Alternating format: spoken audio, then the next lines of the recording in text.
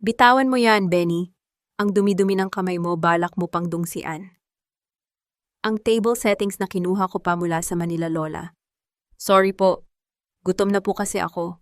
Kanina pa po kami hindi kumakain ni Mama. Huwag mo akong matawag-tawag na Lola Feli. Turuan mo nga itong anak mo ng tamang asal. Akala mo ba ay napulot lang namin ang pambayad sa resort na ito? Napakawalang hiya. Pati ba naman itong imported na macarons ay pagdidiskitahan ng batang ito? Mama, pasensya na po. Kanina pa po kasi kami tumutulong sa pag-aayos ng mga souvenir kaya hindi pa kami nakakapag-lunch. Hayaan niyo na po kahit isang piraso lang para kay Benny. Isang piraso? Feli, hindi mo ba alam kung magkano ang bawat isa niyan? Iyan ang problema sa inyong mga mahihirap. Basta na lang kumukuha ng hindi sa inyo. Para kayong mga linta na nakasipsip lang sa yaman ng mga Villa Luna, ay nakalimot na kung saan dapat lumulugar. Ang tunog ng palad na mabilis na tumama sa malambot na pisngi ng bata ay parang pagpunit sa marangyang katahimikan ng suite. Hindi ito isang ordinaryong sampal. Ito ay hagupit ng panglalait na bumasag sa dignidad ni Feli. Napaupo si Benny sa sahig, ang kanyang maliit na kamay ay agad na humawak sa namumulang bahagi ng kanyang mukha, habang ang mga mata niya ay nagsisimulang mapuno ng luha na hindi makaalpas sa sobrang gulat. Tumakbo si Feli at niyakap ang kanyang anak. Ramdam niya ang panginginig ng maliit na katawan nito sa kanyang bisig. Ang kanyang puso ay parang pinipiga ng isang madilim at malamig na kamay. Tumingala siya kay Doña Remedios, ang biyenan, na sa loob ng 5 taon ay pinagsilbihan niya ng higit pa sa kanyang sariling laman at dugo. Mama, bakit niyo kailangang saktan ng bata? Kahit kurot ay hindi ko magawa sa kanya. Tapos sasampalin niyo lang siya dahil sa isang pirasong asukal. Ang boses ni Feli ay nanginginig, hindi sa takot kundi sa nag-aalab, na galit na pilit niyang ikinukubli. Feli, tumigil ka na, nakakahiya ka, ang daming tao sa labas. Pumasok si Salvador sa silid, bitbit ang kanyang bagong suit na halatang mamahalin. Ngunit sa likod ng magarang kasuotan ay ang parehong lalaking tinalikuran ng kanyang pananagutan. Lumapit siya hindi para itayo ang kanyang anak, kundi para hilahin ang braso ni Feli palayo sa kanyang ina. Salvador, tignan mo ang anak mo, sinampal siya ni Mama, sigaw ni Feli, umaasa na kahit katiting na proteksyon ay makukuha niya mula sa kanyang asawa. Tumingin si Salvador sa namumugtong mga mata ni Benny, pagkatapos ay kay Doña Remedios, na ngayon ay abala sa pag-aayos ng kanyang mamahaling alahas, na tila walang nangyari. Huminga ng malalim si Salvador at umiwas ng tingin. Feli, please, just let it go. Mainit lang ang ulo ni Mama dahil stress siya sa wedding ni Ate Catalina. Pagpasensyahan mo na, huwag mo nang sirain ang araw na ito. Ate deserves a perfect day. Perfect day? Halos mabulunan si Feli sa sarili niyang laway. Paano ang anak mo, Salvador? Paano ang pakiramdam ko? Kami ang palaging kailangang magsakripisyo para sa pamilyang ito. Nakakalimutan mo na ba kung saan galing ang perang ginagamit niyo ngayon? Manahimik ka, ang boses ni Doña Remedios ay parang lason na kumalat sa hangin. Huwag mong isumbat sa amin ang kunwari ay tulong mo. Utang na loob mo sa amin na tinanggap ka namin sa pamamahay na ito kahit wala kang dala kundi ang batang iyan. Salvador, pagsabihan mo ang asawa mo. Kung ayaw niyang sumunod sa patakaran ko, lumayas siya rito. Pero ang apo ko may iwan dito dahil siya ay isang Villa Luna. Hindi siya pwedeng lumaking basura na tulad ng pinagmulan ng nanay niya. Yumuko si Salvador, ang kanyang katahimikan ay parang isang hatol ng kamatayan para kay Feli. Feli, humingi ka na lang ng tawad kay Mama. Please do it for me. Don't make a scene. Tiningnan ni Feli ang kanyang asawa, ang lalaking nangako sa kanya ng proteksyon sa harap ng dambana ng Diyos. Ngunit ang nakikita niya ngayon ay isang anino lamang ng isang lalaki, isang taong mas piniling maging alipin ng kanyang ina kaysa maging haligi ng sarili niyang tahanan. Dahan-dahang tumayo si Feli. Kinalong niya si Benny at pinunasan ang luha nito gamit ang kanyang seryosong mukha. Sa loob ng kanyang dibdib, may isang bagay na tuluyan ng gumuho. Ang bawat sakripisyo, ang bawat gabing puyat siya sa pag-aasikaso ng negosyong akala niya ay para sa kanilang kinabukasan, at ang bawat pirma niya sa mga dokumentong sinabi nilang investment para sa pamilya, lahat ng iyon ay nagbalik sa kanyang isipan na parang isang mapait na pelikula. Lumabas siya ng suite nang walang imik, bitbit ang bigat ng isang katotohanang matagal na niyang itinatanggi.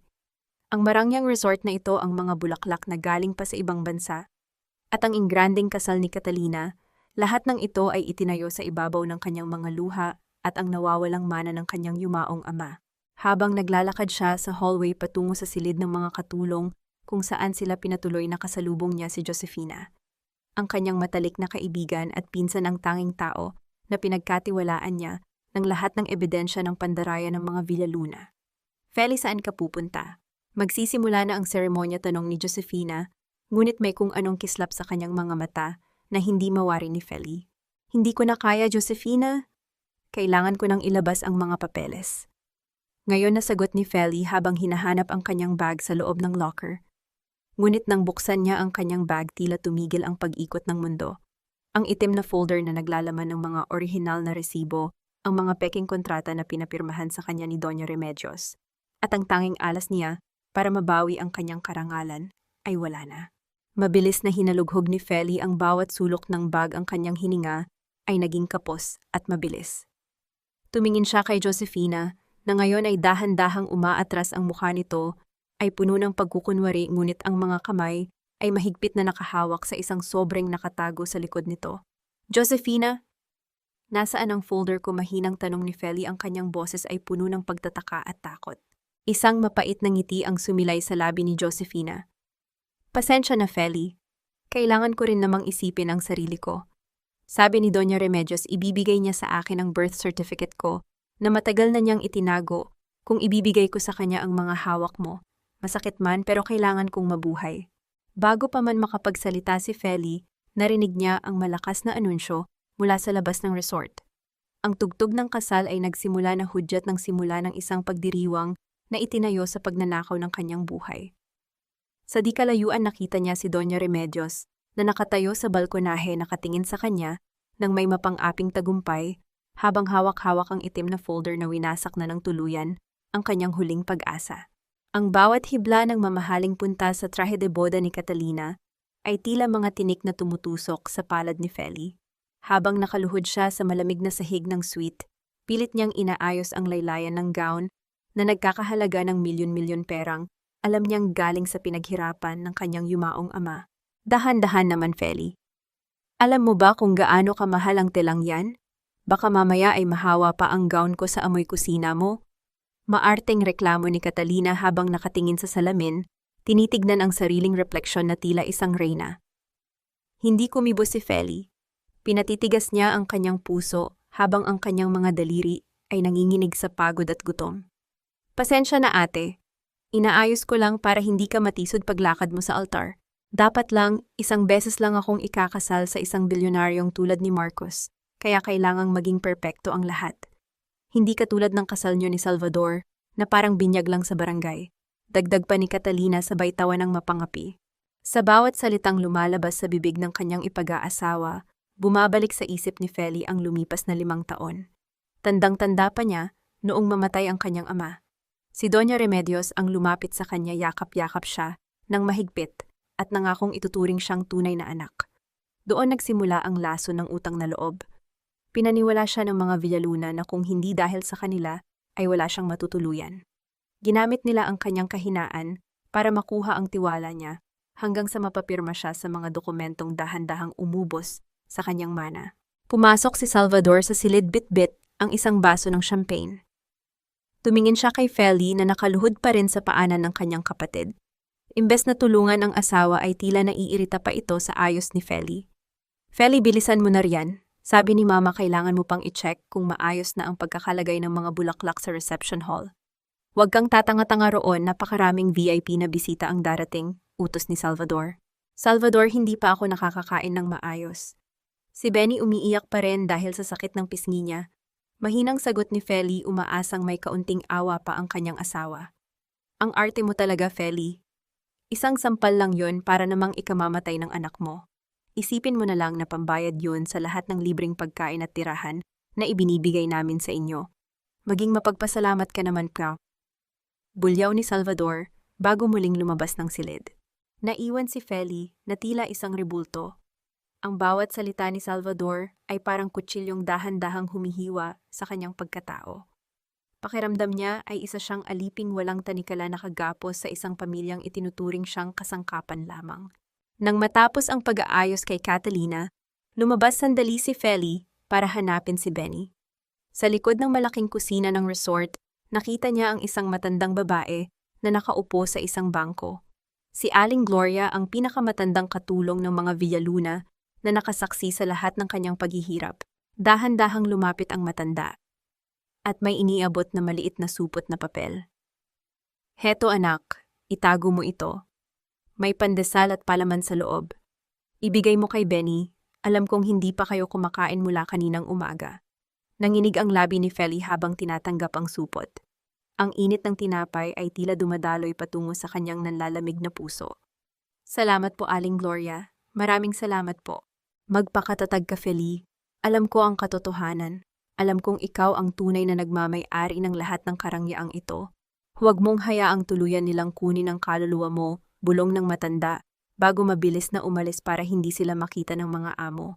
Habang kinakain ni Benny ang tinapay sa isang sulok naglakad si Feli, patungo sa likod ng simbahan ng resort, umaasang makakausap pa niya si Josefina.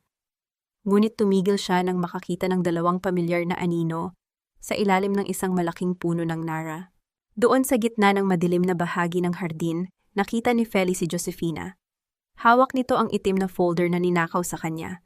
Sa harap ni Josefina ay nakatayo si Doña Remedios, suot ang kanyang pinaka-engranding terno at isang ngiting puno ng tagumpay.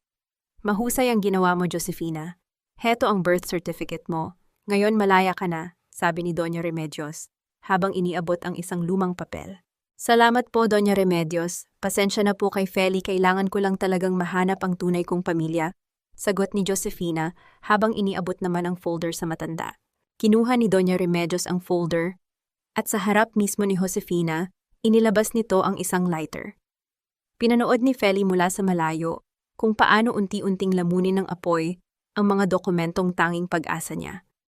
Ang mga papel na nagpapatunay ng pagnanakaw ng mga Villaluna ay naging abo na lamang na tinangay ng hangin sa gitna ng papalubog na araw.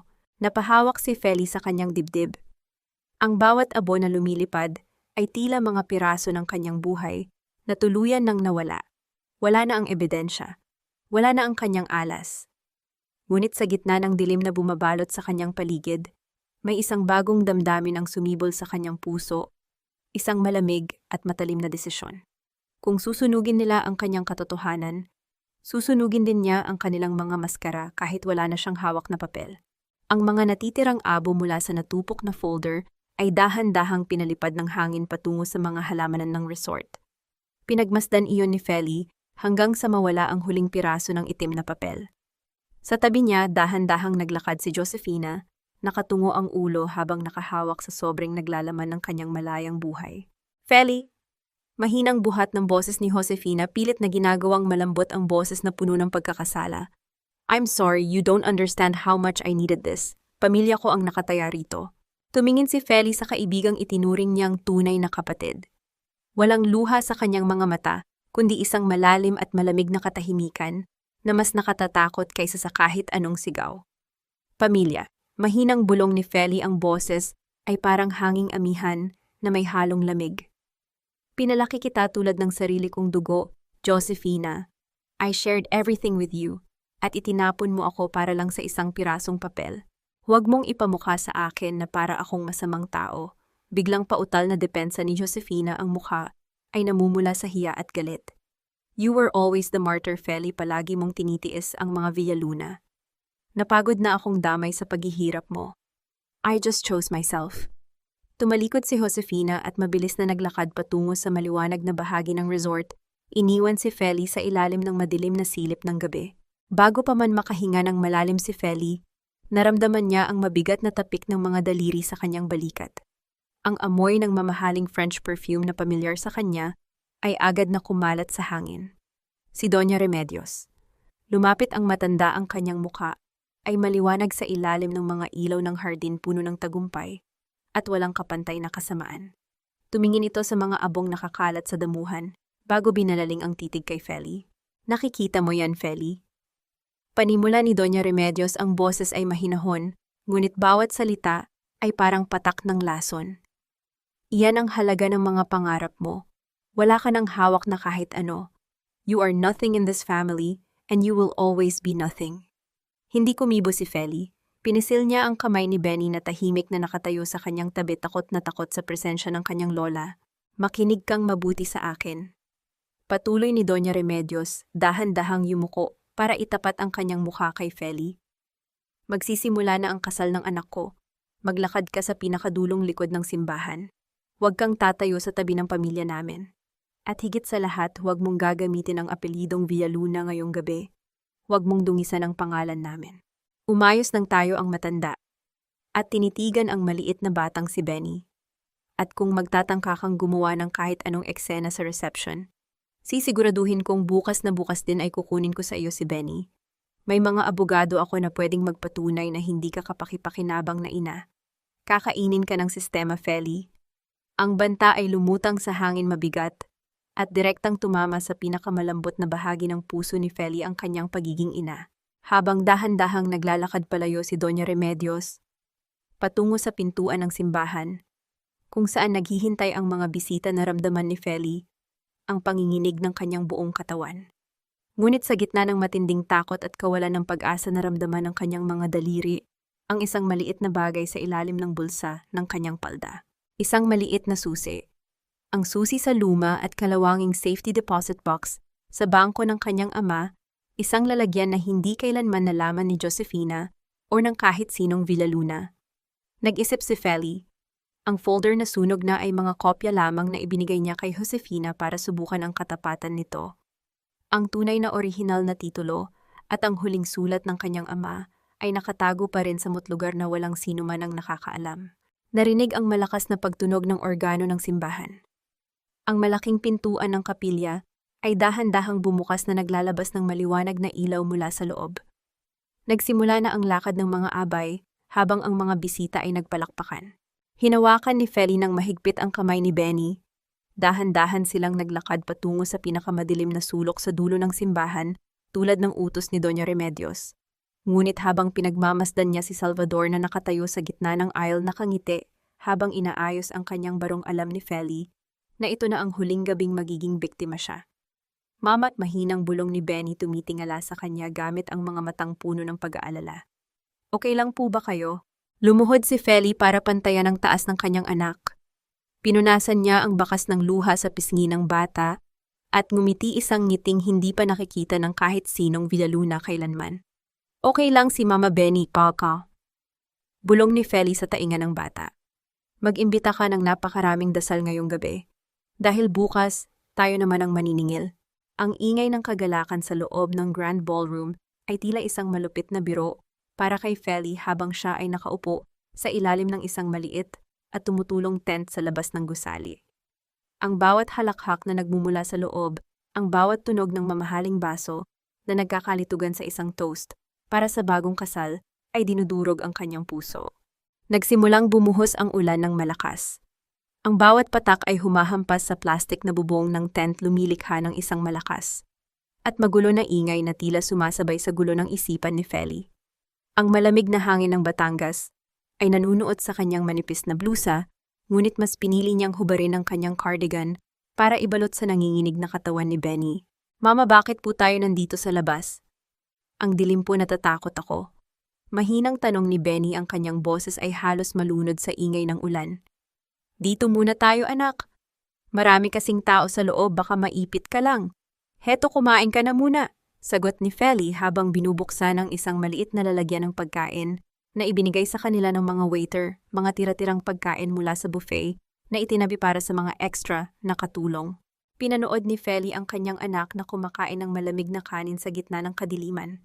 Ang bawat subo ng bata ay isang sampal sa kanyang pagkatao. Siya ang tunay na nagbayad para sa handaan sa loob, ngunit heto sila nagtatago sa ulan na parang mga pulubi. Tumayo si Feli para kumuha ng kaunting tubig sa gilid ng service entrance. Habang papalapit siya sa pinto, narinig niya ang pamilyar na boses ng kanyang asawa at ni Catalina sa likod ng malaking kurtina ng back exit. Salvador, siguraduhin mong mapapapirma mo si Feli sa deed of sale bukas. Yung lupain sa probinsya na iniwan ng tatay niya, kailangan na nating maibenta yon para mabayaran ang balance dito sa resort. Ang boses ni Catalina ay puno ng pagmamadali at kawalan ng pakiramdam. Huwag kang mag-alala, ate. Alam mo naman si Feli isang mabulaklak na salita ko lang at yung pangalan ni Benny pipirma na, yun agad. Akala naman niya ay para sa college fund ng bata ang perang makukuha. Sagot ni Salvador may kasunod na mahinang tawa na tila ipinagmamalaki ang kanyang panlilinlang. Mabuti na yung sigurado. Pagkatapos ng honeymoon namin ni Marcus, kailangan ko ng pocket money. Hindi pwedeng umasa lang ako sa sustento ng asawa ko. At yung asawa mo pagsabihan mo ha kanina ay muntik na siyang mag-eskandalo sa harap ni mama. Sabihin mo magpasalamat siya at may bubong pa silang tinitirhan. Ang bawat salitang binitawan ni Salvador ay tila isang malamig na tubig na ibinuhos sa nag-aapoy na galit ni Feli.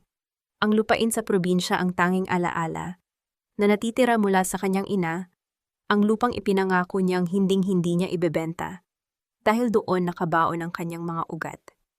At ngayon pinagpaplanuhan na nilang kunin pati ang huling piraso ng kanyang dangal. Dahan-dahang umatras si Feli patungo sa dilim ng ulan. Hindi na siya umiiyak. Ang mga luha niya ay tila natuyo na ng matinding pait. Sa bawat patak ng ulan na dumadaloy sa kanyang mukha, tila may isang bahagi ng lumang Feli, ang nahuhugasan ang Feli na martir, ang Feli na laging nagpapatawad, ang Feli na naniniwala sa pangako ng mga Villaluna. Hindi nagbulong ni Feli sa kanyang sarili habang ang kanyang mga mata ay nagiging matalim at kasing lamig ng gabi. Hinding-hindi na muli. Binitawan niya ang basong hawak niya, hinayaan itong bumagsak sa basang damo ng walang tunog. Naglakad siya pabalik kay Benny at niyakap ito ng mahigpit. Sa gitna ng bagyo nahanap ni Feli ang isang uri ng katahimikan, ang katahimikan bago ang isang malaking pagsabog. Nakatayo siya sa gitna ng ulan, basang-basa. At nanginginig ng may isang malaking anino ang lumapit sa kanya. Isang lalaking nakasuit, hawak ang isang itim na payong ang tumayo sa kanyang harapan. Ang liwanag mula sa ballroom ay tumama sa kanyang likuran, kaya hindi agad makita ni Feli ang mukha nito. Mawalang galang na misis. Ang boses ng lalaki ay baritono pormal at may awtoridad. Ako si Attorney Leandro Santos, ang legal counsel ng pamilya ng lalaking ikinasal sa loob. Kanina ko pa kayo pinagmamasdan dito sa labas. Bakit kayo nandito sa ulan kasama ang bata? Tumingala si Feli. Ang mga mata niya na puno ng hapis at bagong tatag na desisyon ay direktang tumingin sa abogado. Nandito po kami dahil dito raw ang lugar namin, attorney. Pero simula ngayong gabi nagbago na ang isip ko. Hindi na ako papayag na manatili sa dilim. Isang maliit na ngiti ang sumilay sa abogado, tila may nababasa siyang hindi nakikita ng iba. Mukhang may kailangan tayong pag-usapan na hindi alam ng mga Villaluna, misis. Gusto niyo bang pumasok sa loob? Sa pagkakataong ito, ako ang magbubukas ng pinto para sa inyo. Bakit niyo po ako tinutulungan, attorney, ni hindi niyo nga po ako kilala? Hindi ko kailangang kilalanin ng isang tao para malaman kung kailan siya inaapi, Mrs. Villaluna. At sa nakikita ko, hindi ka lang basta inaapi, ninanakawan ka na ng dangal sa harap ng maraming tao. Inakay ni Attorney Leandro si Feli at ang nanginginig na si Benny patungo sa isang pribadong lounge sa gilid ng ballroom malayo sa mapanghusgang mga mata ng pamilya Villaluna. Ang init ng tuyong tuwalya na ibinigay ng abogado ay unti-unting nagpabalik ng sirkulasyon sa naninigas na katawan ni Feli. Ngunit sa likod ng kanyang mga mata ang apoy ng desisyon ay mas maliwanag pa sa anumang ilaw sa resort. Hindi nila alam na alam ko, attorney, panimula ni Feli ang boses ay direkta at walang panginginig. Akala ni Doña Remedios na kuha na niya ang lahat sa akin dahil sa folder na ibinigay ni Josefina. Isang matalim na alaala ang naglakbay sa isip ni Feli. 3 araw bago ang kasal napansin na niya ang madalas na pagbulong ni Josefina sa telepono at ang pag-iwas ng tingin nito. Hindi tanga si Feli. Ang mga taon ng paninirahan sa ilalim ng laso ng mga Villaluna ang nagturo sa kanya na maging mapagmatyag. Ang itim na folder na ninakaw ni Josefina ay naglalaman lamang ng mga photocopy at mga walang kwentang resibo, isang pain na sadyang inihanda ni Feli para malaman kung hanggang saan ang kayang gawin ng kanyang pinsan. Ang tunay na alas ang mga orihinal na dokumento at ang audio recording ng pag-amin ni Doña Remedios tungkol sa paglustay sa pondo ay ligtas na nakatago sa ilalim ng kutsyon ni Aling Gloria, ang tanging taong hindi kailanman paghihinalaan ng mga amo. Matalino ka, Feli, seryosong sabi ni Attorney Leandro habang tinitingnan ang mga papeles na inilabas ni Feli mula sa kanyang lihim na bulsa. Pero kailangan natin ng higit pa sa ebidensya ng pera. Ang pamilya ng kliyente ko si Marcus ay hindi papayag na madungisan ang kanilang reputation. Kung malalaman nilang ang pamilyang pinapakasalan nila ay mga magnanakaw sila mismo ang tatapos sa mga Villaluna. Hindi lang pagnanakaw ang kasalanan nila. Attorney, dagdag ni Feli ang kanyang boses, ay naging kasing pait ng lason. Gusto nilang ibenta ang huling piraso ng alaala ng mga magulang ko. Gusto nilang gawing pulubi ang anak ko sa sarili naming tahanan. Tumayo si Feli at lumapit sa malaking salamin ng lounge. Pinagmasdan niya ang kanyang sarili. Ang kanyang buhok ay gulo-gulo dahil sa ulan ang kanyang damit ay luma at may mantsa ng putik. Ngunit nang kumuha siya ng suklay at ayusin ang kanyang ayos, tila may isang bagong pagkatao ang lumalabas. Hinugasan niya ang kanyang mukha, tinanggal ang bakas ng mga luha, at pinalitan ito ng isang ekspresyong kasing tigas ng marmol. Aling Gloria, mahinang tawag ni Feli sa matanda nang makita niya itong dumaan sa service hallway malapit sa lounge. Mabilis na lumapit ang matanda, bitbit ang isang maliit na paper bag. Heto na ang huling piraso, anak. Ang cellphone ni Catalina. Naiwan niya sa dressing room sa sobrang taranta. Nakasave rito ang mga messages nila ng driver niya tungkol sa plano nilang pagtakas pagkatapos makuha ang pera ni Marcus. Kinuha ni Feli ang cellphone nang may nanginginig na kamay, hindi dahil sa takot, kundi dahil sa nalalapit na hustisya. Ang bawat mensahe, ang bawat plano ng pagtataksil ni Catalina sa kanyang mapapangasawa ay magiging huling pako sa kabaong ng dangal ng mga Villaluna. Salamat po, Aling Gloria. Malapit na po tayong makalaya, bulong ni Feli. Binalingan niya si Attorney Leandro. Handa na po ako. Gusto kong pumasok sa ballroom hindi bilang isang alipin, kundi bilang ang babaeng kukuha ng lahat ng sa kanya. Sigurado ka na ba rito, Feli? Kapag ginawa mo ito, wala na itong balikan. Sisirain mo ang kasal ng kapatid ng asawa mo, paalala ng abogado. Isang malamig na ngiti ang sumilay sa labi ni Feli habang tinitingnan ng kanyang anak na si Benny na ngayon ay payapang nakasandal sa sofa. Sila ang unang sumira sa amin, attorney. Ako lang ang magwawakas ng sinimulan nila. Dahan-dahang lumabas si Feli ng lounge, ang bawat hakbang niya sa carpeted na sahig ay may dalang bigat at autoridad. Ang tunay na laban ay hindi nagaganapin sa dilim o sa ilalim ng ulan. Gaganapin ito sa gitna ng liwanag sa harap ng lahat ng taong humamak sa kanya. Magsisimula na ang palabas, bulong ni Feli sa kanyang sarili habang humahawak sa hawakan ng pinto ng Grand Ballroom. Ang malakas na tugtog ng orkestra sa loob ay tila nagiging background music para sa kanyang muling pagkabuhay. Ang bawat kristal na chandelier sa loob ng Grand Ballroom ay tila libu-libong mata na nakatingin nang may panghahamak sa sinumang hindi kabilang sa kanilang marangyang mundo. Ang amoy ng sariwang mga bulaklak na galing pa sa ibang bansa ay humahalo sa amoy ng mamahaling wine, lumilikha ng isang atmosfera na sumasakal sa katotohanan. Naku, Remedios, napakaganda ng reception na ito. Siguradong milyon ang inabot ng dekorasyon pa lang, hindi ba? Ay wala iyon, Mrs. Cojuangco. Ang mahalaga ay ang kaligayahan ng aking Catalina. Ang mga Villaluna ay hindi nagtitipid pagdating sa dangal at pagdiriwang ng pamilya. Sa bagay, balita ko ay malaki rin ang naitulong ng naiwang yaman ng yumaong Don Teodoro sa katatagan ng inyong mga negosyo. Napakapalad nyo at naging malapit kayo sa kanya bago siya nawala. Ang ngiti sa labi ni Doña Remedios ay biglang naging matigas, tila isang maskara na muntik ng mabitak. Ang kanyang mga daliri ay humigpit sa hawak na baso ng champagne hanggang sa mamuti ang kanyang mga buko-buko. Huwag na nating pag-usapan ang mga taong wala na. Ang mahalaga ay ang kasalukuyan at ang ningning ng pangalang Villaluna. Mula sa isang madilim na sulok, malapit sa service entrance, pinapanood ni Feli ang bawat kilos ng kanyang biyenan. Nakita niya ang takot na kumislap sa mga mata ni Remedios nang mabanggit ang pangalan ng kanyang ama. Bakit gano'n na lamang ang reaksyon nito? Mayroon pa bang mas malalim na lihim sa pagkamatay ni Don Teodoro na pilit nitong ibinabaon sa limot? Habang ang lahat ay abala sa pagkain at pakikipag-usap, napansin ni Feli si Catalina na dahan-dahang lumabas patungo sa garden balcony. Sumunod si Feli nang walang tunog, ang kanyang bawat hakbang ay tila anino sa dilim. Sa ilalim ng isang puno ng bougainvillea, nakatayo ang isang lalaking naka-uniforme ng driver, si Ruben.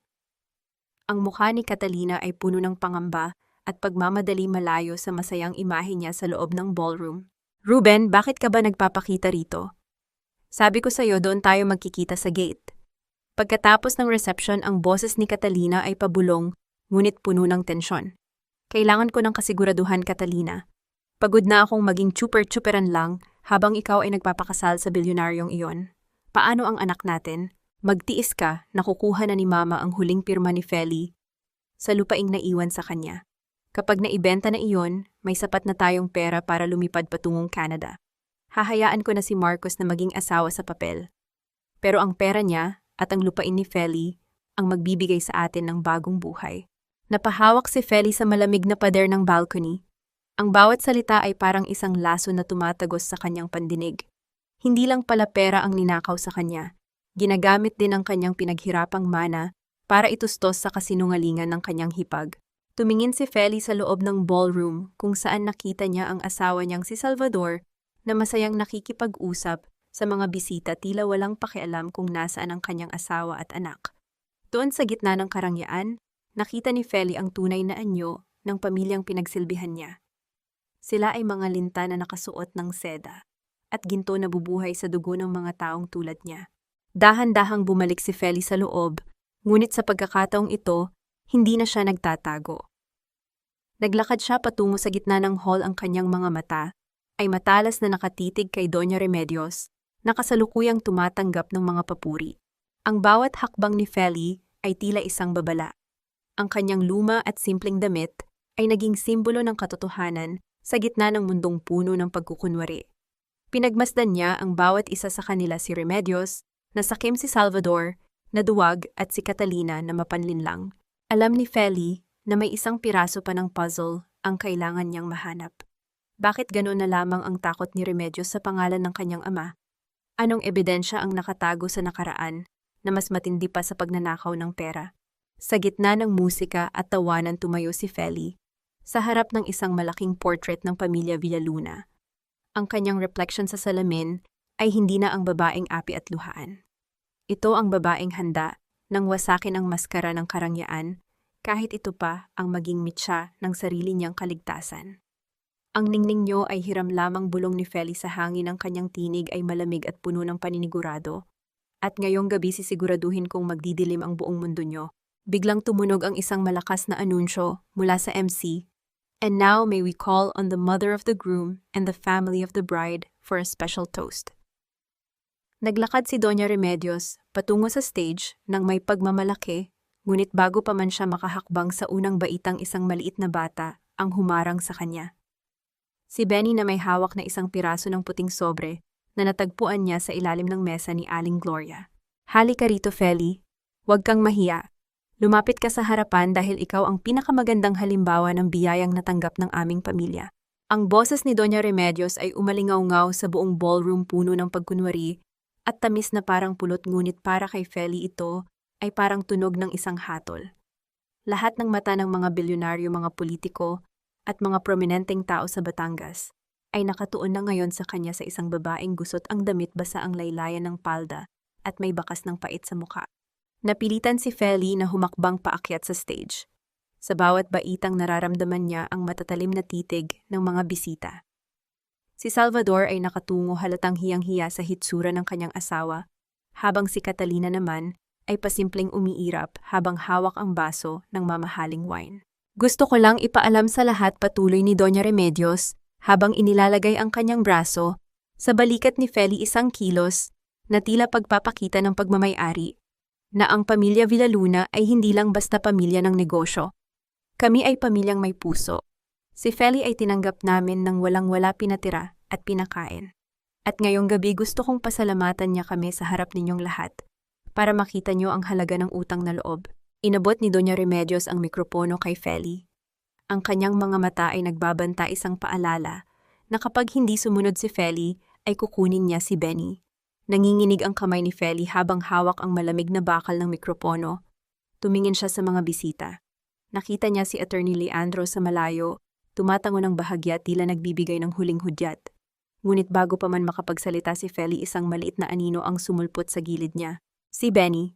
Ang bata ay dahan-dahang lumapit sa kanyang ina, ang kanyang mga mata ay diretso sa kanyang lola, na tila may malaking katanungan na hindi na kayang pigilin. Lola?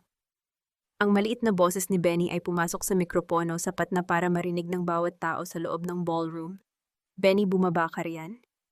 Hindi ito lugar para sa mga bata. Mabilis na bulyaw ni Doña Remedios, pilit pa ring pinapanatili ang kanyang peking ngiti sa harap ng mga bisita. Ngunit hindi natinag ang bata. Hinawakan ni Benny ang laylayan ng terno ni Doña Remedios. Lola, bakit po sabi niyo kanina sa kwarto, ninanakawan lang namin kayo? Bakit niyo po ako sinampal dahil lang sa kinuha kong cake? Ang katahimikan na bumalot sa ballroom ay tila isang mabigat na kumot. Ang mga kutsara at tinidor na kanina ay kumakalansing ay tumigil. Ang bunong mga usapan ay naputol. Ang lahat ay nakatitig sa maliit na bata na may bakas pa ng pamumula sa kanyang pisngi. Ano bang pinagsasabi mo, bata ka? Stress lang ang lola mo kaya ka nagkakaganyan, singit ni Salvador, sinusubukang lapitan ng anak para hilahin pababa. Pero lola, patuloy ni Benny, ang kanyang boses ay nanginginig na sa iyak. Sabi niyo po kanina ang cake na ito at ang resort na ito ay pambayad lang ni mama sa utang na loob. Pero narinig ko po si Aling Gloria. Sabi niya pera daw po ni mama ang pambili rito. Sabi niya ninakaw niyo daw po ang pera ni Lolo Teodoro para pambayad sa kasal ni Tita Catalina. Bakit niyo po sinasabing alipin kami kung kami naman po ang nagbayad para sa lahat ng ito? Isang malakas na bulong-bulungan ang dahan-dahang kumalat sa mga mesa. Ang pamilya Mercado, ang pamilya ng lalaking ikinasal, ay nagsimulang magpalitan ng mga makahulugang tingin. Si Don Marcos, ang ama ng groom, ay tumayo ng tuwid, ang kanyang mukha ay puno ng pagduda at galit. Remedios, anong ibig sabihin nito? Ang boses ni Don Marcos ay malalim at puno ng awtoridad na tila yumanig sa buong hall. Totoo ba ang sinasabi ng bata? Na ang pondong ipinasok nyo sa merger ng ating mga kumpanya ay hindi galing sa inyo, kundi ninakaw mula sa mana ng manugang nyo? Hindi po totoo yan, Don Marcos. Bata lang po ito. Naguguluhan lang, histeryosong sagot ni Doña Remedios. Ang kanyang mukha ay nagsisimula ng mapuno ng pawis kahit napakalamig ng aircon. Dito na humakbang si Feli sa gitna. Kinuha niya ang mikropono mula sa nanginginig na kamay ng kanyang biyanan. Hindi na siya ang babaeng basang-basa at api. Ang kanyang tayo ay matuwid, ang kanyang tingin ay matalim, at ang kanyang boses ay kasing linaw ng kristal. Don Marcos, pasensya na po sa pag-abala sa masayang gabing ito. Panimula ni Feli, dahan-dahang hinahaplos ang ulo ng kanyang anak. Pero ang boses ng isang bata ay hindi marunong magsinungaling. Ang katotohanan ay mas madilim pa sa iniisip nyo. Ang kasalang ito ay itinayo sa ibabaw ng mga dokumentong pineke at pondong nilustay mula sa aking yumaong ama. Feli, tumahimik, kasigaw ni Salvador, akmang lalapit para saktan ng asawa. Ngunit bago pa man siya makalapit, humarang na si Attorney Leandro sa gitna. Huwag mong susubukan, Salvador. Bilang legal counsel ng mga Mercado, hindi ako papayag na saktan mo ang biktima sa harap ko. Tumingin si Feli kay Doña Remedios, na ngayon ay tila isang basang sisiw sa gitna ng entablado. Mama, sabi mo kanina ay dapat akong magpasalamat sa inyo. Ngayon ako ang magtatanong. Handa na ba kayong magbayad sa lahat ng kinuha niyo sa amin? Ang cliffhanger na ito ay nag-iwan ng matinding tension sa ballroom. Ang lahat ng mata ay nakatuon na ngayon sa mga ebidensyang ilalabas ni Feli. Akala niyo ba ay ganoon ako kadaling talunin, Mama? Akala niyo ba ay sapat na ang pagsunog sa mga piraso ng papel para burahin ang katotohanan? Ang boses ni Feli ay tila isang malamig na hanging umiihip sa buong ballroom. Sapat na para patigilin ang tibok ng puso ng mga Villaluna. Dahan-dahang binuksan ni Feli ang maliit na bag na kanina pa niya hawak ng mahigpit. Inilabas niya ang isang asul na folder, ang tunay na orihinal na hindi kailanman nakita ni Josefina. Ang sinunog niyo kanina sa hardin ay mga kopya lamang. Ito ang tunay na deed of trust na nilagdaan ng aking ama bago siya mamatay, pahayag ni Feli habang iniaabot ang mga dokumento kay Don Marcos Mercado. Dito nakasaad na ang lahat ng pondo ng pamilya Villaluna, pati na ang puhunang ipinasok nila sa inyong kumpanya, ay pagmamay-ari ko bilang nag-iisang tagapagmana ni Don Teodoro. Ang bawat sentimo na ginamit sa kasal na ito ay ninakaw mula sa aking pangalan sa pamamagitan ng pamemeke ng aking pirma. Nanginig ang mga kamay ni Don Marcos habang binabasa ang mga papeles. Ang kanyang mukha ay naging kasing pula ng apoy sa tindi ng galit. Isang malaking panloloko ito. Remedios, pinaniwala mo kami na galing sa malinis na negosyo ang inyong assets. Ginamit niyo ang pera ng ibang tao para makuha ang tiwala namin. Hindi totoo yan. Huwad ang mga dokumentong yan. Salvador, gawan mo ng paraan ito. Sigaw ni Doña Remedios. Ang kanyang boses ay naging pause sa sobrang takot. Ngunit hindi pa tapos si Feli. Kinuha niya ang cellphone na ibinigay sa kanya ni Aling Gloria at ikinabit ito sa malaking projector screen na kanina ay nagpapakita ng mga pre-wedding photos ni Catalina. Hindi lang pera ang ninakaw niyo kundi pati na ang dangal ng pamilya Mercado, sabi ni Feli. Catalina, baka gusto mong ipaliwanag sa iyong mapapangasawa kung bakit meron kang mga mensahe rito para sa iyong driver tungkol sa pagtakas niyo pagkatapos ng kasal. At ang mas matindi, ang resulta ng ultrasound na nagsasabing 3 buwan ka ng buntis at hindi si Marcos ang ama. Ang mga larawan ng mga text messages at ang medical report ay lumabas sa dambuhalang screen sa harap ng daan-daang bisita.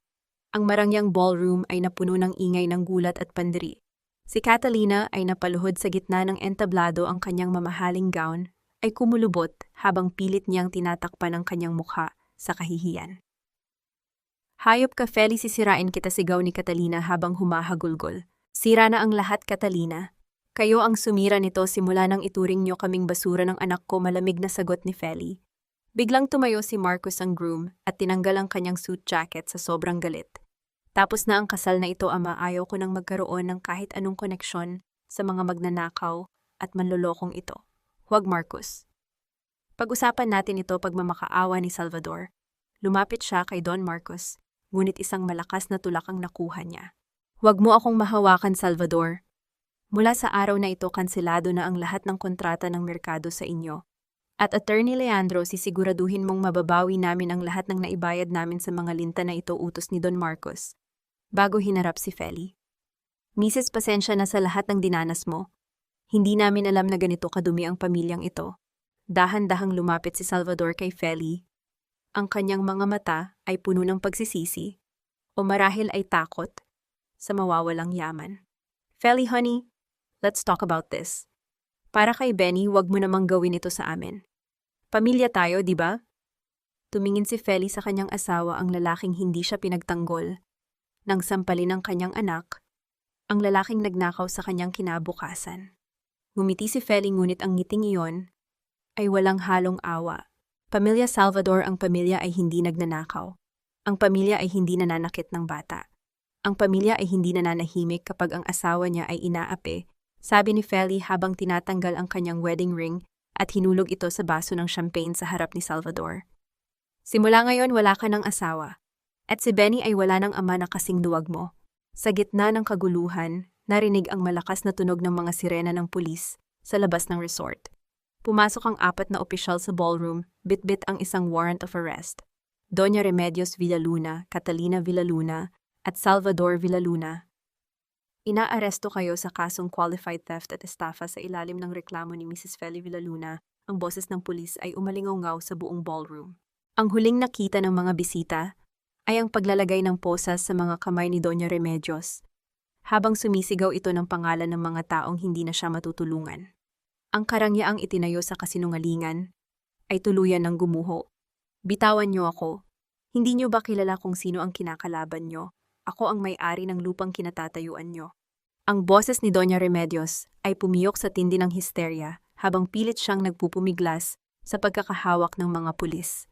Ang kanyang mamahaling terno ay nagusot na at ang kanyang perlas na kwintas ay naputol, nagkalat ang mga butil nito sa sahig na tila mga luhang hindi niya kayang ilabas. Ngunit sa kabila ng kahihiyan, ang lason sa kanyang bibig ay hindi pa rin natituyo. Feli, hayop ka. Pagkatapos ng lahat ng itinulong ko sa iyo, ito ang isusukli mo. Walang utang na loob. Isinusumpa kita hindi ka magiging masaya, sigaw ng matanda habang kinakaladkad siya palabas ng ballroom. Tiningnan siya ni Feli nang may malamig na tingin.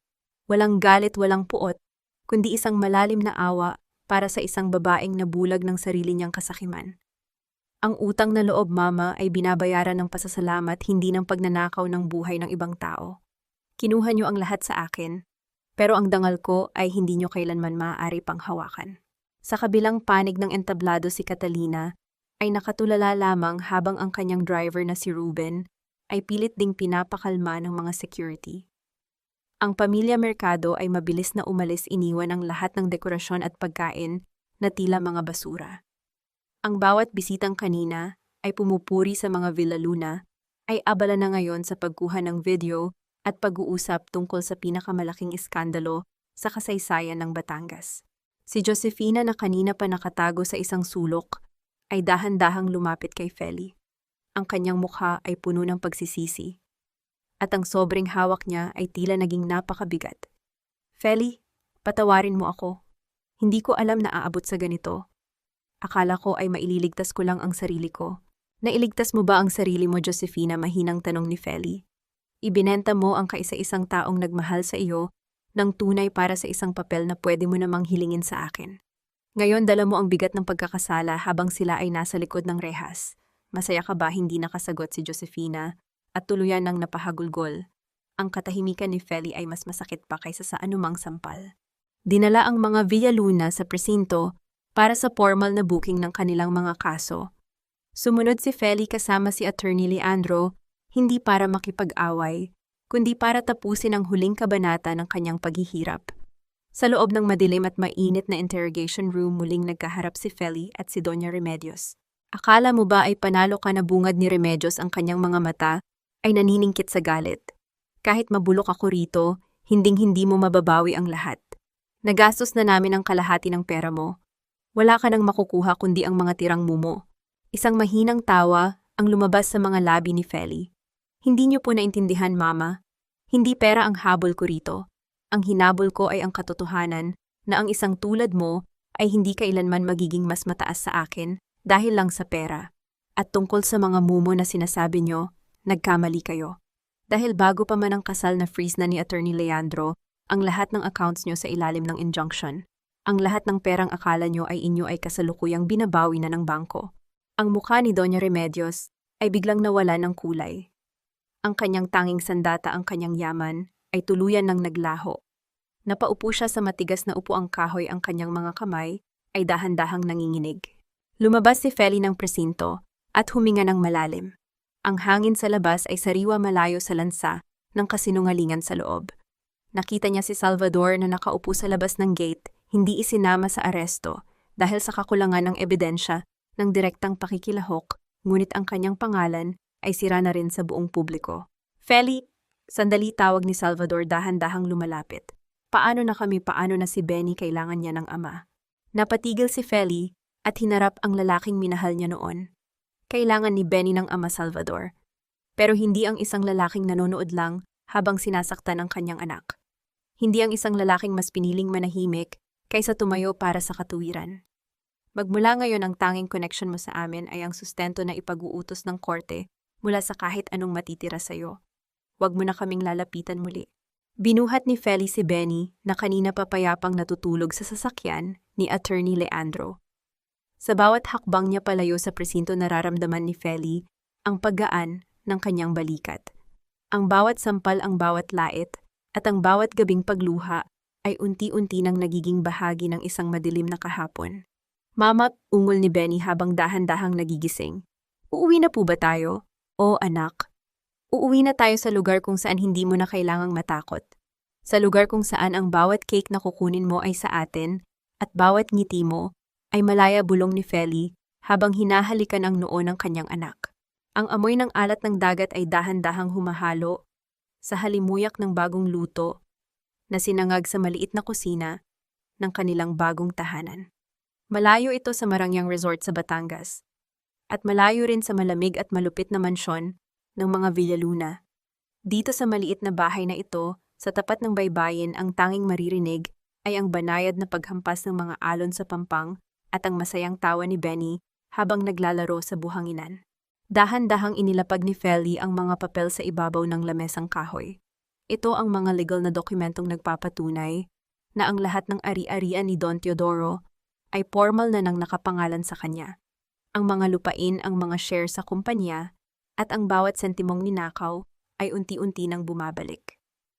Ngunit higit sa pera, ang hawak ni Feli ngayon ay ang kanyang kalayaan, ang paglaya mula sa tanikala ng utang na loob na ginamit na panggapos sa kanya sa loob ng maraming taon. Isang marahang katok ang bumasag sa katahimikan. Hindi na kailangang tignan ni Feli kung sino ito dahil amoy pa lang ng mamahaling sigarilyo ay kilala na niya. Feli, kailangan nating mag-usap. Binuksan ni Feli ang pinto at tumambad sa kanya si Salvador. Wala na ang kislap ng kanyang mga mata at ang dati ay plansadong barong ay pinalitan ng isang gusot na t-shirt. Mukha siyang taong hindi natulog ng maraming gabi. Anong ginagawa mo rito, Salvador? Akala ko ba ay malinaw na ang lahat? Ang boses ni Feli ay mahinahon, ngunit may talim na hindi kayang tapatan. Patawarin mo ako, Feli. Nagkamali ako. Nabulag ako ni Mama. Pero mahal ko kayo ni Benny. Handa akong magbago. Handa akong magtrabaho kahit bilang janitor basta makasama ko lang kayo. Pagmamakaawa ni Salvador pilit na hinahawakan ang kamay ni Feli. Dahan-dahang inuwas ni Feli ang kanyang kamay. Salvador, ang tao ay hindi nagbabago dahil lang nawalan sila ng yaman. Nagbabago sila dahil nahanap nila ang kanilang konsensya. Noong sinampal ni Mama ang anak mo, nasaan ang konsensya mo? Noong pinanood mo kaming maupo sa ulan? Habang kayo ay nagpapakasasa sa loob, nasaan ang pagmamahal mo? Feli, please, para kay Benny, kailangan niya ng tatay. Huwag mo namang ipagkait sa kanya ang isang buong pamilya. Gamit ni Salvador ang huling baraha na alam niyang makakapagpalambot sa asawa. Tumingin si Feli sa malayo kung saan abala si Benny sa pagbuo ng sandcastle. Isang mapait na ngiti ang sumilay sa kanyang labi. Benny deserves a hero, Salvador, not a shadow. Hindi ko ipinagkakait ang ama sa kanya dahil ikaw mismo ang nagtanggal ng karapatan mong tawaging ama noong araw na tinalikuran mo kami. Ang pamilya ay hindi mabubuo sa kasinungalingan at pananahimik. Bago pa makasagot si Salvador, lumapit si Benny at tumakbo patungo sa kanyang ina. Huminto ang bata nang makita ang kanyang ama. Walang takot sa mga mata ng bata kundi isang uri ng pagtataka. Daddy, bakit po kayo nandito? Sabi po ni Mama, nasa malayo po kayo para matutong maging mabuting tao. Inosenteng tanong ni Benny. Napaluhod si Salvador sa harap ng kanyang anak, ang kanyang mga mata ay nagsisimulang mapuno ng luha. Benny, sorry. Sorry kung hindi kita naprotektahan. Hinawakan ni Benny ang mukha ng kanyang ama, ang parehong pisngi na sinampal ni Doña Remedios. Okay lang po, Daddy. Kasi si Mama superhero siya. Niligtas niya po ako sa lola na masungit. At sabi po ni Mama, dito sa bagong bahay natin bawal na po ang umiyak. Ang bawat salita ni Benny ay tila mga bala na tumatagos sa dibdib ni Salvador. Tumayo si Feli at inakay ang kanyang anak papasok sa loob. Umalis ka na, Salvador. Ang sustento para kay Benny ay ipadadala ko sa abogado mo. Huwag mong gamitin ang anak ko para makuha ang awa ko dahil ang awang iyon ay naubos na kasama ng ulan sa resort. Huling salita ni Feli bago isinara ang pinto. Naiwang mag-isa si Salvador sa tapat ng pinto, nakatingin sa dagat na tila doon niya hinahanap ang nawawalang bahagi ng kanyang pagkatao. Sa loob ng bahay, inihanda ni Feli ang isang maliit na slice ng chocolate cake para kay Benny. Mama, sa atin po ba itong cake? Tanong ni Benny, ang mga mata ay kumikinang sa tuwa. Oo anak, lahat ng nandito sa loob ng bahay na ito sa atin, at hinding-hindi na muling may kukuha nito sa iyo. Sagot ni Feli habang pinagmamasdan ang kanyang anak na masayang kumakain. Sa pagkakataong ito, ang bawat kagat ni Benny ay hindi na may halong takot. Ito ang lasa ng tagumpay, ang lasa ng kalayaan, at ang lasa ng isang bagong bukas na sila mismo ang bumuo. Ngunit habang nananahimik ang paligid, nakatanggap si Feli ng isang liham mula sa kulungan. Isang sulat mula kay Josefina na naglalaman ng isang huling babala tungkol sa isang lihim na dokumento na hindi pa nahahanap ng mga pulis, isang dokumentong maaaring magpabago sa lahat ng alam ni Feli tungkol sa kanyang ama. Bakit ngayon mo lang ito ibinigay, Josefina? Dahil ngayon lang ako naging malaya sa takot, Feli. Akala ko ba ay wala na tayong dapat pag-usapan? Sapat na ang naging desisyon ng korte. Ito ang huling utang ko sa iyo, pinsan. Ang katotohanan tungkol sa huling sandali ni Tito Teodoro. Sa loob ng madilim at masikip na visitation room ng kulungan, nagtatama ang mga mata ni Feli at Josefina sa likod ng makapal na salamin. Wala na ang dating kislap ng inggit sa mga mata ni Josefina, pinalitan na ito ng isang uri ng kapayapaang tanging ang pag-amin lamang ang makapagbibigay. Inilapit ni Feli ang telepono sa kanyang tainga, hinihintay ang mga susunod na salita na tila ba ay magbubukas ng isang sugat na matagal ng pilit na pinaghihilom. May iniwang liham si Tito Garalgal, ang boses ni Josefina habang nakatingin sa kanyang mga kamay na nakaposas. Hindi siya namatay sa sakit lang, Feli. Alam niyang nilalason siya ni Doña Remedios ng maliliit na dosis ng gamot na hindi para sa kanya. Iyon ang dahilan kung bakit nagmamadali siyang ilipat sa iyo ang lahat. Nakatago ang liham na iyon sa ilalim ng sahig ng lumang chapel sa ancestral house niyo sa probinsya. Iyon ang ebidensyang magpapakulong kay Remedios habang buhay, hindi lang dahil sa pagnanakaw kundi dahil sa pagpatay. Ang bawat salita ni Josefina ay parang kidlat na tumama sa sistema ni Feli. Ang kanyang ama, ang lalaking tanging nagmahal sa kanya, bago dumating si Benny ay kinuha sa kanya sa paraang hindi niya kailanman naisip. Isang matalim na sakit ang gumuhit sa kanyang dibdib, ngunit kasunod nito ay ang matinding pagnanais para sa huling hantungan ng katarungan. Salamat Josefina, mahinang bulong ni Feli. Ito na ang huling pagkakataon na makikita niya ang pinsan. Sa kabila ng lahat, isang bahagi ng puso ni Feli ang nagnanais na makahanap din si Josefina ng sarili nitong landas tungo sa pagsisisi. Paglabas ni Feli ng kulungan, sinalubong siya ng maliwanag na sikat ng araw. Kasama si Attorney Leandro, tinungo nila ang lumang ancestral house. Sa ilalim ng mga luma at maalikabok na kahoy ng kapilya, natagpuan nila ang isang kinakalawang na kahon. Sa loob nito ay ang sulat kamay ni Don Teodoro, ang kanyang huling habilin, at ang babala tungkol sa kasamaan ni Remedios. Ang bawat salita ay puno ng pagmamahal para kay Feli, isang pagkilala sa kanyang lakas na alam ng kanyang ama na lalabas din sa tamang panahon. Lumipas ang mga buwan. Ang katarungan ay tuluyan ng naningil. Doña Remedios ay hinatulan ng habambuhay na pagkabilanggo dahil sa napatunayang pagpatay kay Don Teodoro. Si Catalina naman ay naiwang mag-isa sa kulungan, tinalikuran ng lahat ng kanyang mga kaibigan sa alta sosyedad. Ngunit para kay Feli, ang tunay na tagumpay ay hindi ang makitang nagdurusa ang mga nanakit sa kanya. Ang tunay na tagumpay ay ang makitang nakatayo na ang Feli's Light Foundation, isang center para sa mga kababaihan at batang biktima ng pang-aabuso. Sa bawat babaeng nabibigyan niya ng pagkakataong makapagsimulang muli, nararamdaman ni Feli na unti-unting nabubuo ang mga piraso ng kanyang sariling kaluluwa. Isang hapon habang pinagmamasdan ni Feli ang paglubog ng araw mula sa beranda ng center, nakita niya si Salvador sa labas ng gate. Nakatayo ito roon, bitbit ang isang maliit na basket ng prutas para kay Benny. Hindi siya pumasok. Hindi rin siya tumawag. Nakatingin lang siya sa malayo, tila tinatanggap na ang distansya sa pagitan nila ay isang karagatang hindi na kailanman matatawid. Dahan-dahan siyang tumalikod at naglakad palayo, isang anino ng nakaraang wala ng puwang sa kasalukuyan ni Feli.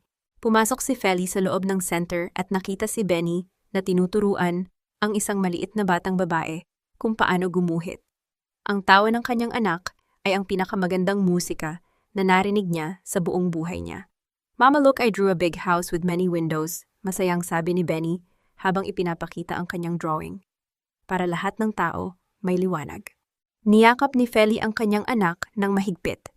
Pinunasan niya ang isang butil ng luhang dumaloy sa kanyang pisngi, hindi luha ng sakit, kundi luha ng pasasalamat. Ang dilim ay lumipas na, at ang bawat bintana ng kanilang buhay ay punong-puno na ngayon ng liwanag. Naramdaman ni Feli ang isang kamay na pumatong sa kanyang balikat. Si Attorney Leandro na palaging nasa tabi niya sa bawat hakbang ng kanyang paglalakbay. Isang tahimik na pagkilala ang nagpalitan sa kanilang mga mata. Isang bagong simula ang dahan-dahang nabubuo, hindi dahil sa pangangailangan, kundi dahil sa paghilom ng dalawang pusong parehong nakaranas ng bagyo. Ang dagat ay parang isang malaking salamin na sumasalamin sa unti-unting paglubog ng araw, nagbibigay ng kulay ginto at rosas sa malawak na abot-tanaw. Dito sa tabing dagat, kung saan ang tanging ingay ay ang banayad na paghampas ng tubig sa pinong buhangin, natagpuan ni Feli ang isang uri ng katahimikan na hindi kayang bilhin ng kahit anong yaman. Ang bawat hangin na dumadampi sa kanyang mukha ay tila may dalang bulong ng paghilom, hinuhugasan ang bawat hapdi ng kahapon. Naisip niya ang araw ng kasal ni Catalina sa Batangas. Tila napakatagal na yon, ngunit malinaw pa rin sa kanyang gunita ang bawat sampal, ang bawat lait, at ang lamig ng ulan sa labas ng ballroom. Ngunit sa halip na puot ang nararamdaman niya ngayon, ay isang malalim na pakikipagkapwa-tao sa kanyang sarili. Napagtanto ni Feli na ang pagpapatawad ay hindi nangangahulugang paglimot sa kasalanan ng iba, kundi ang pagpili na huwag nang hayaan ang kanilang lason na dumaloy pa sa kanyang dugo. Pinatawad na niya ang nakaraan, hindi dahil karapat-dapat ang mga Villa Luna, kundi dahil karapat-dapat siyang mamuhay ng may kapayapaan. Ang balita mula sa lungsod ay tila mga anino na lamang sa kanyang isipan. Si Doña Remedios ay nananatili sa likod ng rehas, ang dating reyna ng alta sosyedad ay isa na ngayong bilang na lamang sa loob ng madilim na selda. Si Catalina naman na dating nangangarap ng marangyang buhay sa Canada ay naiwang humaharap sa mga kasong hindi niya matatakasan. At si Salvador, ang lalaking minahal niya, ngunit hindi siya nagawang ipaglaban, ay naging isang paalala na lamang ng isang aral na kailangan niyang matutunan. Ang tunay na pamilya ay hindi nabubuo sa dugo o apelyido, kundi sa katapatan at pagmamahal na marunong tumayo sa gitna ng unos. Mama, tignan mo ang ganda ng shells na nakuha ko. Ang boses ni Benny ay tila isang matamis na awitin na nagpabalik sa diwa ni Feli sa kasalukuyan. Lumapit ang bata, ang kanyang mga mata ay kumikinang sa tuwa at walang bakas ng kahit anong takot. Hinaplos ni Feli ang buhok ng kanyang anak. Ito ang kanyang tunay na tagumpay. Hindi ang mga lupain, hindi ang mga kumpanya, kundi ang kalayaan ni Benny na lumaking may dangal, ang malaman ng bata na siya ay mahalaga at hinding-hindi na muling sasaktan ng sinuman. Sa di kalayuan, nakita ni Feli si Attorney Leandro na naglalakad patungo sa kanila, bitbit ang 2 tasa ng mainit na tsaa. Ang kanyang presensya ay tila isang matatag na pader na nagbibigay ng kapanatagan. Hindi nagmamadali ang kanilang ugnayan. Ito ay isang mabagal na pagbuo ng tiwala, isang pag-ibig na hindi nangangailangan ng engrandeng kasal o mga peking dokumento kundi ng tunay na respeto at suporta. Naisip ni Feli ang kanyang ama, si Don Teodoro. Tila nararamdaman niya ang presensya nito sa bawat tagumpay ng kanyang foundation. Ang huling liham ng kanyang ama ay hindi lamang nagbigay ng hustisya kundi nagbigay din sa kanya ng isang mahalagang aral. Ang halaga ng isang tao ay hindi nasusukat sa kung gaano siya kahusay magtiis, kundi sa kung paano siya bumabangon mula sa pagkakadapa. Ang katarungan ay hindi lamang ang pagkukulong sa mga nagkasala. Ang katarungan ay ang pagkakaroon ng lakas na buuin muli ang sarili mula sa mga pirapirasong basag na pangarap. Ngayon, ang bawat slice ng cake na kinakain ni Benny, ang bawat gabing natutulog silang mahimbing, at ang bawat umagang gumigising silang may pag-asa, ay ang pinakamalaking kabayaran sa lahat ng kanyang sakripisyo. Dahan-dahang lumubog ang araw, iniwan ang langit na puno ng mga bituin. Ang kadiliman ng gabi ay hindi na nakatatakot para kay Feli dahil alam niyang sa bawat gabi ay may kasunod na umaga. Ang kanyang kwento ay hindi nagtatapos sa paghihiganti, kundi sa isang matamis na simula ng isang buhay na siya mismo ang humulma. Tara na po, Mama. Gutom na po ako, masayang yaya ni Benny habang hinihila ang kamay ng kanyang ina. Ngumiti si Feli at tumango. Tara na, anak. Marami tayong pagkain sa loob. At sa pagkakataong ito, lahat ng iyon ay sa atin. Naglakad sila pabalik sa maliwanag na bahay, iniwan ang dagat na patuloy sa kanyang banayad na pag-awit. Ang bawat hakbang ni Feli ay may kasiguraduhan. Wala na ang takot. Wala na ang utang na loob. Ang tanging dala niya ay ang kanyang dangal at ang walang hanggang pag-ibig para sa kanyang anak. Ang kwento ng pamilya Villaluna ay natapos na sa kahihiyan, ngunit ang kwento ni Feli at Benny ay nagsisimula pa lamang sa isang mundong puno ng tunay na liwanag at walang hanggang pag-asa.